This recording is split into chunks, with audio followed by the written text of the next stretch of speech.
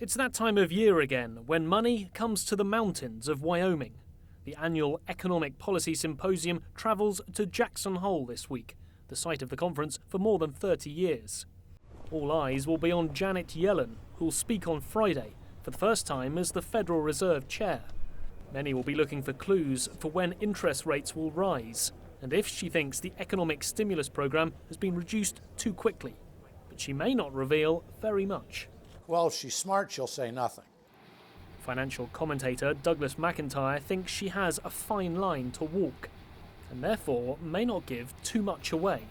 People want her to say things. I think economists want her to say things. I think people on Wall Street want her to say things.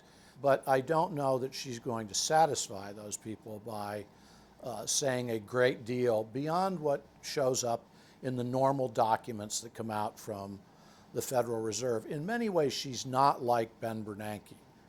He tended to speak his mind much more than she does. This year's theme will focus on the labour market. In the US, unemployment has fallen 2% in 2 years, now standing at 6.2%. But the worry is that headline figure doesn't reveal the whole picture. The numbers aren't creating the wage growth and the level of spending that one would anticipate with that kind of a number. And the decline in the unemployment rate is in part the result of people leaving the labor force, and people leaving the labor force is in part created by the fact that baby boomers are reaching retirement age. 2 years ago, Yellen's predecessor, Ben Bernanke, used the conference as a launchpad to announce the start of the bond-buying stimulus program. This time round, policy decisions of that magnitude seem unlikely. Jackson Hole, Wyoming is half the country away, but what happens there will very much affect the markets here.